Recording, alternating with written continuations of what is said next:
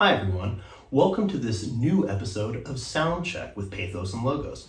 I'm Kyle from Pathos and Logos. Today's segment is called Music Tips, where we dive into technical aspects about our gear or our setup that probably don't interest you at all. Today's segment is brought to you by Happy Hour Margaritas, which I'm going to be consuming immediately after this. Today specifically, I'm going to be talking to you about the height of your pickups in relation to your strings.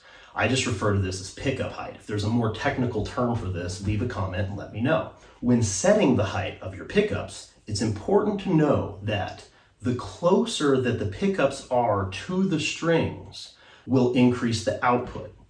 It will also marginally decrease the sustain. Pulling your pickups away from the strings will decrease the output, but marginally increase your sustain.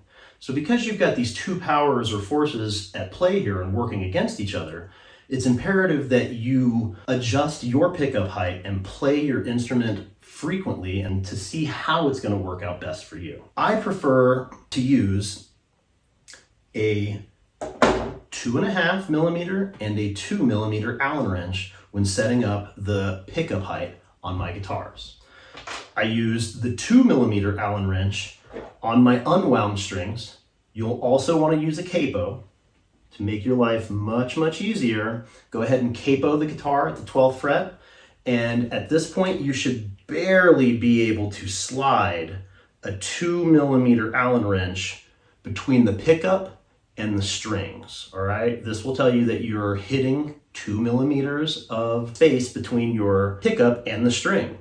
As I mentioned, I like to have 2 millimeters of space between my unwound strings so that it increases the output of those strings. Conversely, you'll want to flip your capo on an 8-string guitar and then use a 2.5 millimeter Allen wrench to measure the space between your pickup and the lower strings. I like to have about 2.5 millimeters of space there. To tell you the truth, I go a little bit over so that the Allen wrench will freely slide in there, but it's barely touching on my wound D string, okay? It's a little bit closer there.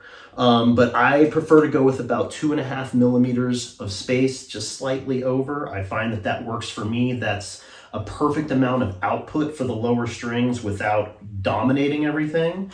I like to have my higher unwound strings a little bit closer to the pickups, therefore increasing the output so that when I switch from playing a rhythm to a lead, those leads are inherently going to be slightly hotter than everything else I'm playing. All right, guys, that's your music tip for the day.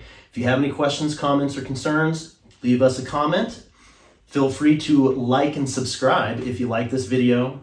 Buy some merch and find us on tour. And tune in next week for another episode of Soundcheck. See ya.